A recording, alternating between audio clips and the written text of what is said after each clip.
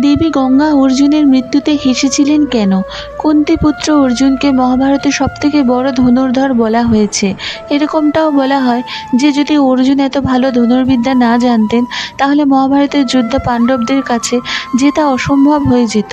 বেশিরভাগ লোক এটাই জানেন যে অর্জুনের মৃত্যু পাণ্ডবদের স্বর্গযাত্রার সময় হয়েছিল, কিন্তু বন্ধুরা, মহাভারতের একটি পর্যায়ে এমন একটি ঘটনা বা গল্প শুনতে পাওয়া যায় যেখানে এটাই বলা হয়েছে যে অর্জুনের এর আগেও একবার মৃত্যু হয়েছিল এবং দেবী গঙ্গা অর্জুনের সেই মৃত্যুতে হেসেছিলেন। তাহলে বন্ধুরা, আমরা জেনে নিই যে অর্জুনের মৃত্যুতে কেন হেসেছিলেন মা গঙ্গা। এই কথা অনুসারে মহাভারতের যুদ্ধে বিজয়ের পর জ্যেষ্ঠ পাণ্ডব যুধিষ্ঠির হস্তিনাপুরের রাজা হন। এর কিছুদিন পর শ্রীকৃষ্ণের কথায় যুধিষ্ঠির অশ্বমেধ যুদ্ধ আরম্ভ করলেন। নিয়ম অনুসারে যজ্ঞের ঘোড়াগুলিকে অর্জুনের নেতৃত্বে ছেড়ে দেওয়া হলো। ঘোড়াগুলি যেখানে যেখানে যেত অর্জুন তার সেনাবাহিনীর সাথে সেখানে সেখানে যেতেন। এইভাবে যজ্ঞের ঘোড়াগুলি অনেক রাজ্য অতিক্রম করলো, যাদের মধ্যে অনেক রাজা অর্জুনকে দেখেই যুদ্ধ না করেই হস্তিনাপুরের অধীনতাকে স্বীকার করলো এবং যারা যারা হস্তিনাপুরের অধীনতাকে অস্বীকার করে অর্জুন তাদের সাথে যুদ্ধ করে তাদেরকেও হস্তিনাপুরের অধীনে করে নিল। এইভাবে ছুটতে ছুটতে একদিন অশ্বমেধের ঘোড়া মণিপুরে গিয়ে পৌঁছালো। ওই সময় মণিপুরের রাজা ছিলেন অর্জুন এবং চিত্রাঙ্গদা পুত্র বাবলুবাহন। বাবলুবাহন যখন শুনলেন যে তার পিতা তার রাজ্যে পা রেখেছেন, তখন তিনি অর্জুনকে তার রাজ্যে স্বাগত জানানোর জন্য রাজ্যের সীমাতে পৌঁছালেন এবং তার পিতাকে দেখা মাত্রই তিনি স্বাগত জানালেন। কিন্তু অর্জুন তাকে আটকে বললেন, এই সময় আমি তোমার পিতা নই, এই সময় আমি শুধুমাত্র হস্তিনাপুরের একজন প্রতিনিধি। এই কারণে নিয়ম অনুসারে তোমার উচিত আমার সাথে যুদ্ধ করা। ঠিক সেই সময় অর্জুনের আরেকজন স্ত্রী উলুপি সেখানে আসলেন এবং তিনিও বাবলুবাহনকে পিতার আদেশ পালন করার জন্য বললেন। উলুপি বললেন, যদি তুমি যুদ্ধ না করো তাহলে সেটা তোমার পিতার অপমান হবে। মায়ের আদেশ পাওয়ার পরই বাবলুবাহন যুদ্ধ করার জন্য রাজি হয়ে গেল। এরপর অর্জুন আর বাবলুবাহনের মধ্যে ঘোর যুদ্ধ আরম্ভ হলো। অনেক সময় অতিক্রম হওয়ার পরও যখন এই যুদ্ধের কোনো পরিণাম বেরোলো না, তখন বাবলুবাহন কামাখ্যা দেবীর থেকে পাওয়া দিব্য বাণ দিয়ে অর্জুনের ওপরে প্রহার করলেন, আর সেই প্রহারে অর্জুনের মাথা ধর থেকে আলাদা হয়ে গেল এবং অর্জুনের মৃত্যু হয়ে গেল। অর্জুনের এই অবস্থা দেখে হস্তিনাপুরের সেনা ভয় পেয়ে গেল। যুদ্ধে বাবলুবাহন অনেক আগে ভীমকেও পরাজিত করেছিলেন। তারপর যখন অর্জুনের মৃত্যুর কথা শ্রীকৃষ্ণ জানতে পারলেন, তখন তিনি শীঘ্রই দ্বারকা থেকে মণিপুরের উদ্দেশ্যে বেরিয়ে পড়লেন।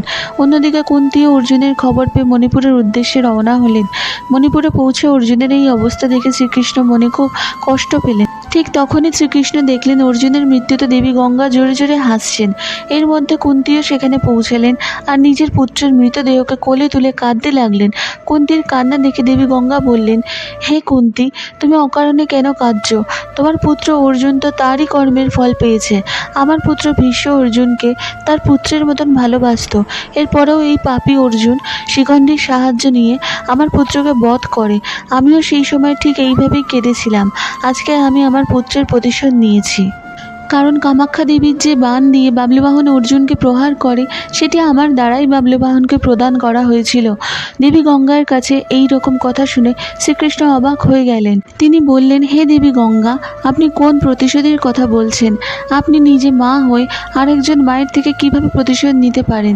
দেবী গঙ্গা শ্রীকৃষ্ণকে বললেন, হে শ্রীকৃষ্ণ, আপনি তো জানেন অর্জুন যখন আমার পুত্রকে হত্যা করেছিল তখন আমার পুত্র নিরস্ত্র ছিল।